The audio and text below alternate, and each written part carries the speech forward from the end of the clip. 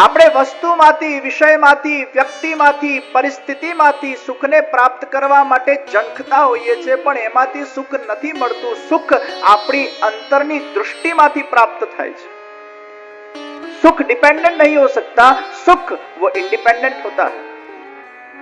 હું ઈચ્છું અને મને મળે, આ મેન્ટાલિટી જ એ સુખ વિરોધી મેન્ટાલિટી છે. હું દરેક પરિસ્થિતિને, દરેક સ્થિતિને, દરેક વિષયને મારા અનુકૂળ બનાવું, પ્રતિકૂળ પરિસ્થિતિને પણ મારા અનુકૂળ બનાવીને એમાં મારા જાતને એડજસ્ટ કરવાના ડાયનામિક્સને જ્યારે હું શીખી શકું ને મારા પોતાના જાતને શીખવાડી શકું, ત્યારે વ્યક્તિ સુખી થઈ શકે. મોટા ભાગે આપણે બીજા પર ડિપેન્ડન્ટ હોઈએ છીએ. એટલે વસ્તુ મળે ને સુખી થઈએ ને વસ્તુ ભાંગે ને દુખી થાય. વ્યક્તિ મળે ને સુખી થઈએ ને વ્યક્તિ ભાંગે ને દુખી થાય. પરિસ્થિતિ મળે અને સારા સંજોગો ઉભા થાય ને સુખી થઈએ અને એ સંજોગો વિપરીત બની જાય, દુખી થઈએ. સુખ એટલે મારા દૃષ્ટિએ buy one get one free છે. आज जिससे सुख मिला कल उससे दुख मिलने ही वाला है, और आज जिससे शायद दुख मिला वो सुख में परिवर्तित हो ही जाता है. ये दिन और रात के जैसा है. आज सुबह का सुख है तो रात का दुख आने ही वाला है, और अगर रात का दुख है तो सुबह सुख रूप होने ही वाली है. सुख और दुख एक ही सिक्के के दो पहलू है.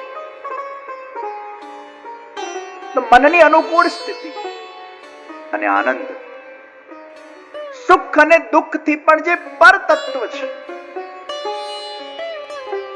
ઇન્દ્રિયોને મજા આવે, મનમાં સુખ થાય, પણ જે આત્માથી મણાય, आत्माનો विषय ये आनंद है. आनंद का संबंध आत्मा के साथ है.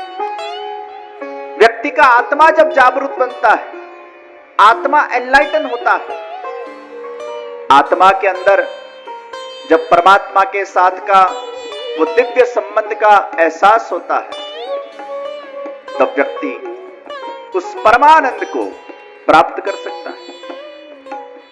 જે આપણે બધા જંખીએ છીએ, જે આપણો આત્મા ઈચ્છે છે, પણ છેક સુધી આપણે એને પામી શકતા નથી. કસ્તુરી મૃગના અંદર જ કસ્તુરી હોય છે, એમાંથી સુગંધ નીકળે છે, ચારે બાજુ પરિભ્રમણ કરીને એને જાંચતો હોય છે, આ સુગંધ ક્યાંથી આવે છે, સુગંધ ક્યાંથી આવે છે. મૂળમાં એના અંદરથી જ સુગંધ પ્રગટ થયેલી છે. अंदर ही सुगंध है, अंदर ही आनंद है. वो आनंद को प्रकट करने के लिए आनंद के पास जाना पड़ता है. वो आनंद को प्रकट करने के लिए आनंद की भक्ति करनी पड़ती है. वो आनंद को प्रकट करने के लिए आनंद में लीन होना पड़ता है, तब जाकर उसकी उपलब्धि होती है. ये आनंद स्वरूप साक्षात भगवान श्री कृष्ण છે. અને એટલે જ ભગવાન જે કરે આનંદ માટે નથી કરતા, આનંદથી કરે છે. ભગવાન પૂર્ણ છે. સચ્ચિદાનંદ રૂપાય વિશ્વોત્પત્યાદિ હેતવે તાપત્રય विनाशाय श्री कृष्णाय वयम नमः. भगवान वो पूर्ण पुरुषोत्तम है. भगवान एक ऐसा सूरज है जो प्रकाश प्रदान करता है, लेकिन उनके मन में प्रकाश को प्राप्त करने की कोई झंखना नहीं. वो तो स्वयं प्रकाश देते हैं. जो देते हैं वो लेते नहीं. मनुष्य कुछ दे ही नहीं सकता, क्योंकि उसके पास है क्या. मनुष्य किसी को आनंद नहीं दे सकता. આપણે જે વ્યક્તિમાંથી આનંદની અપેક્ષા રાખીએ છીએ કે મને આ વ્યક્તિ સુખી કરશે અને આનંદિત કરશે, પણ એના પાસે સુખ કે આનંદ છે જ નહીં. એ પોતે જ સુખનો ભિખારી બનીને બેઠો છે. જેના પાસે જે છે જ નહીં એ તમને આપી કેવી રીતે શકશે. આનંદ કે પ્રદાતા તો ભગવાન કૃષ્ણ. એકવાર એક દીકરા દીકરીના લગ્ન નક્કી થયા, એટલે પછી બંને દીકરા દીકરી મને મળવા આવ્યા. એટલે મેં દીકરાને પૂછ્યું કે તને દીકરી બહુ પસંદ છે? મને કે હા, છોકરી બહુ સારી છે, સુંદર છે, સુશીલ છે, અને એ મને ચોક્કસ સુખી રાખશે. પછી દીકરીને મેં પૂછ્યું તને દીકરો ખૂબ પસંદ છે? મને કે હા, દીકરો બહુ સારો છે, યોગ્ય છે, સંસ્કારી છે, અને એ મને ચોક્કસ સુખી રાખશે. દીકરો કે છે દીકરી મને સુખી રાખશે, અને દીકરી કે છે દીકરો મને સુખી રાખશે. મારા મનમાં વિચાર આવ્યો, આ બંને સુખના ભિખારી થઈને બેઠા છે, કોણ કોણે સુખી રાખશે? અરે મારા આના સાથે લગ્ન થાય તો હું એવું કંઈક કરું કે હું એને સુખ પ્રદાન કરું. અને પહેલા એમ વિચાર કરે કે મારા આના સાથે લગ્ન થાય તો હું એવું કંઈક કરું કે હું આને સુખ પ્રદાન કરું. અમે બંને એકબીજાને સુખી રાખીએ. આ વિચારધારા હોય તો કંઈક કદાચ સુખ મળી જાય, પણ સુખને લેવાની જ વિચારધારા હોય તો કોણ કોને સુખી કરી શકશે? सब अपने स्वार्थ में पड़े. मनुष्य अपूर्ण है और भगवान वो पूर्ण है. आनंद के पूर्ण स्वरूप कृष्ण ही आनंद प्रदान कर सकते हैं, और इसलिए आनंद से जो भगवान करते हैं उसे हम लीला करते कहते हैं.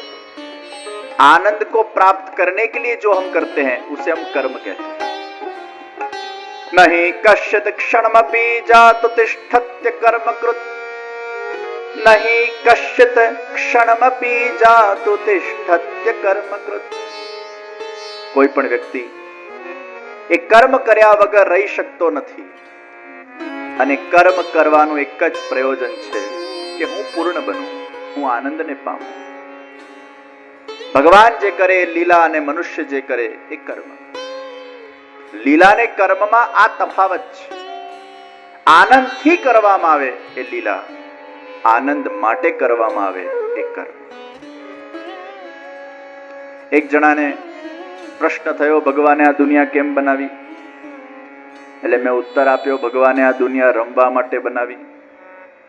એને પ્રશ્ન થયો, ભગવાને આ દુનિયા રમવા માટે કેમ બનાવી? ત્યારે મેં કીધું, ભગવાન અને આપણા રમવામાં એટલો જ ફરક છે કે ભગવાન આનંદથી રમે છે અને આપણે આનંદ માટે રમીએ છીએ. भगवान हम सब के साथ खेलते हैं, और खेलने के लिए ही तो भगवान ने ये दुनिया का सर्जन किया. इसलिए पूरे विश्व के सर्जनहार भगवान श्री कृष्ण स्वयं है. God is the creator and God is the creation. The creator and the creation is one. Whomsoever is creating this world, that person has only become his own creation. ये पूरा विश्व भगवान का एक रमत मैदान है, और भगवान हम सबके साथ खेलते हैं, क्रीड़ा करते हैं, लीला करते हैं, और उनकी लीला के अंदर कहीं ना कहीं कुछ ना कुछ प्रयोजन है, कुछ लक्ष्य है.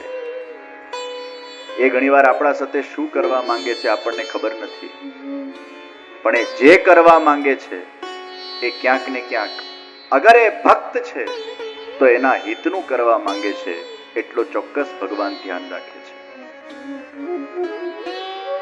हम सबको बनाने वाले ईश्वर है,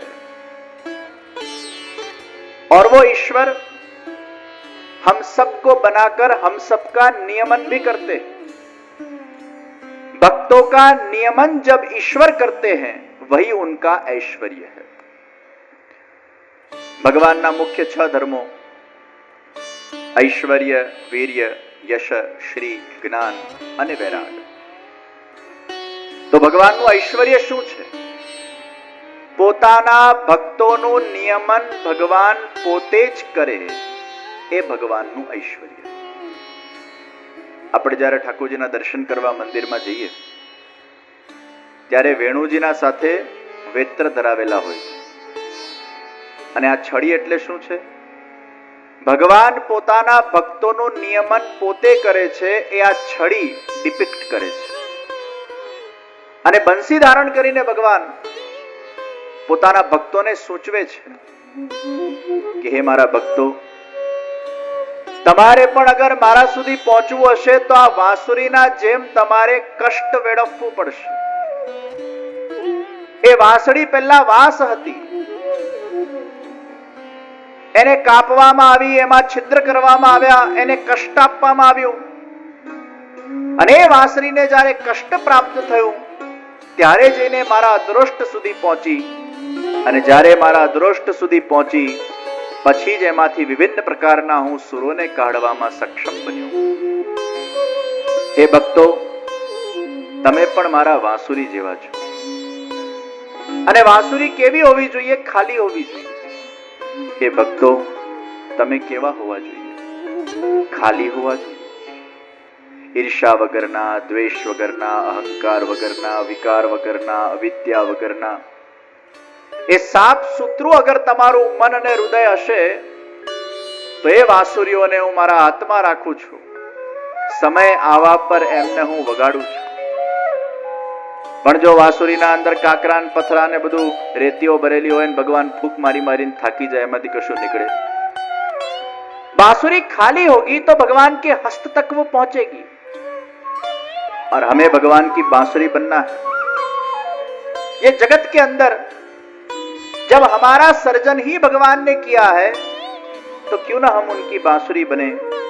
वो जो स्थिति में हमें रखे, जितने छिद्र हमारे अंदर करे, जितने कष्ट हमें प्रदान करे, जितनी कसौटी प्रदान करे, जितने परीक्षाओं में से हमें पसार करे, लेकिन हम उनके हैं और वो हमारे हैं, इस भाव को सतत हमारे हृदय के अंदर विद्यमान रखते हुए अगर हम भगवान के हस्त तक पहुंच जाए और जो सुर उनको जैसे निकालने हो उनको निकालने दे तो हम भगवान के प्रिय बन सकते हैं.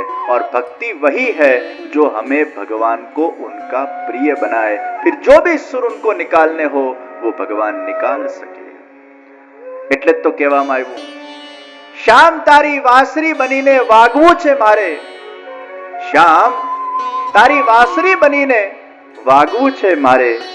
સુર ક્યારે કયા છેડવા એ જોવાનું તારે. શ્યામ તારી વાંસરી બનીને વાગવું છે મારે. तो भक्त वो भगवान की बांसुरी बने और भगवान छड़ी लेकर उस भक्त का नियमन करते हैं. अर्थात भगवान ही हमारी देखरेख रखते हैं, भगवान ही हमारा ख्याल रखते हैं, भगवान ही हमें अपनाते हैं. और ये भगवान का ऐश्वर्य है. भगवान जे चाहे ते करी શકે છે. કરતુમ મકરતુમ મન્યથા કરતુમ. અસંભવને પણ સંભવ ભગવાન કરી શકે, સંભવને પણ સંભવ ભગવાન કરી શકે. જે ક્યારે વિચારેલું ન હોય એ ભગવાન કરી શકે. એટલે જ ભગવાન પૂર્ણ પુરુષોત્તમ છે અને એ ભગવાનનું ઐશ્વર્ય છે.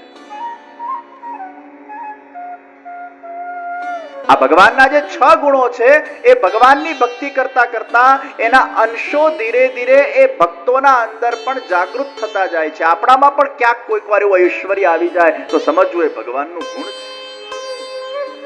ઘણીવાર આપણાથી અસંભવ સંભવ નથી થઈ જતું.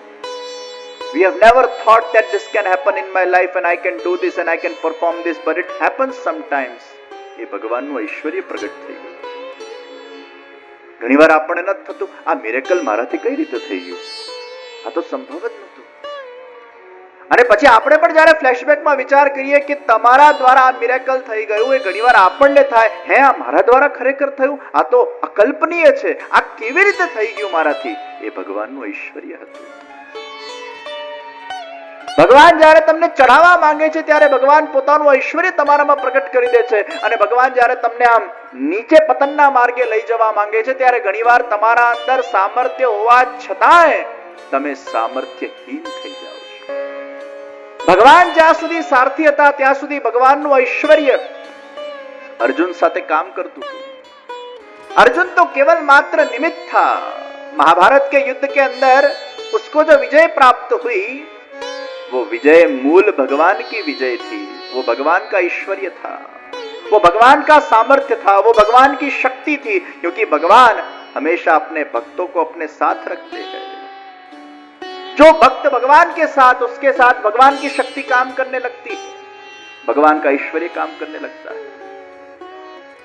એ ભગવાન સાથે હતા એટલે યુદ્ધમાં એને વિજય પ્રાપ્ત થયો. અને જ્યાં ભગવાન જતા રહ્યા અને અર્જુન કોઈક જગ્યાએ જતા હોય છે, સામાન્ય ભીલ આવીને અર્જુનને લૂંટી જાય છે, ત્યારે અર્જુનને રિયલાઇઝ થયું કે મારા પાસે એ ધનુષ, એ બાણ, જેનાથી આટલા બધા મોટા યોદ્ધાઓને મેં પરાસ્ત કર્યા, અને આજે એ મારા ધનુષ બાણ કામ નથી લાગી રહ્યા. એ મારું સામર્થ્ય ક્યાં ગયું, એ મારું ઐશ્વર્ય ક્યાં ગયું? ત્યારે એને ખબર પડી, वो ऐश्वर्य मेरा नहीं था, वो ऐश्वर्य मेरे श्याम सुंदर का था.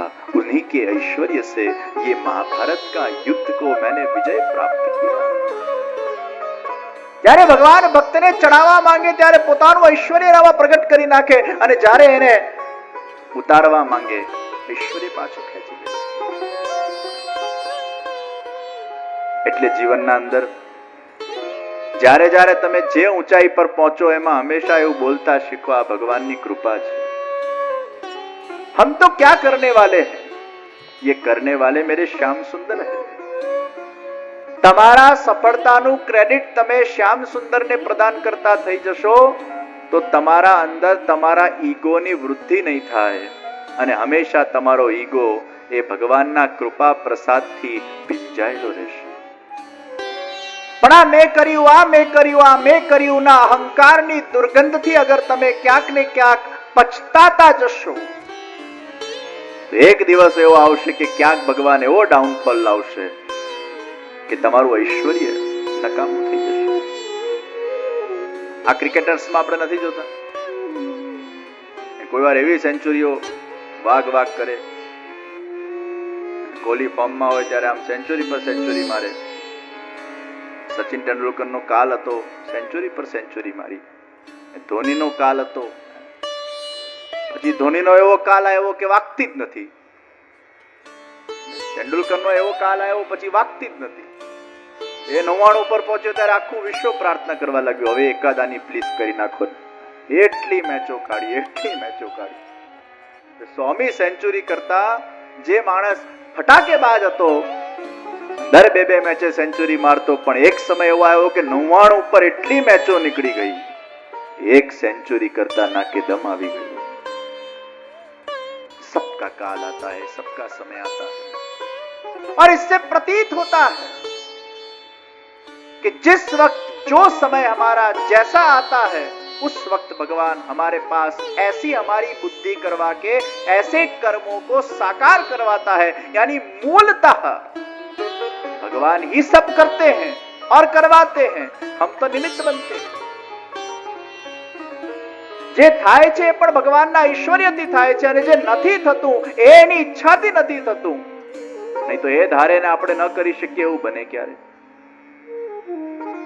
એ ધારે ને આપણે ન કરી શકીએ એ ક્યારે શક્ય ન બને. પણ આપણે નથી કરી શકતા એના પાછળનું મૂળ કારણ એને થાય. મને એક જણાએ પૂછ્યું, આ વિશ્વનું શ્રેષ્ઠ જ્ઞાન કયું? વિશ્વનું એક જ શ્રેષ્ઠ જ્ઞાન છે કે આ બધું એનું છે, એ જ કરે છે, અને હું તો ખાલી એનો એક નિમિત્ત પાત્ર છું. આનાથી મોટું વિશ્વનું કોઈ જ્ઞાન નથી. અને આ હું કરું છું એનાથી મોટું આ વિશ્વનું કોઈ અજ્ઞાન નથી. આ હું કરું છું એ અજ્ઞાન, આ એ કરે છે એ જ્ઞાન, પણ એ જ્ઞાનથી માયા આપણને વંચિત કરી નાખે છે. માયા ઢગલે ને પગલે આપણને કહે છે, આ તે કર્યું, આ તે કર્યું, આ તે કર્યું, આ તે કર્યું.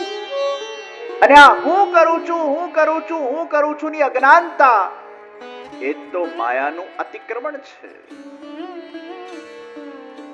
માયાના સામે ભક્તિ જોઈએ. ભક્તિ એ આપણને વારંવાર કહે છે, આ ભગવાને કર્યું, આ ભગવાને કર્યું, આ ભગવાને કર્યું, આ ભગવાને કર્યું. तो भगवान कर रहे हैं ये ज्ञान, मैं कर रहा हूं ये ज्ञान. इसलिए यहां कर्म मार्ग और भक्ति मार्ग में तफावत हो जाती है. जेवा कर्म एवं फल ए कर्म मार्ग, जेवा फल एवं कर्म ए भक्ति मार्ग.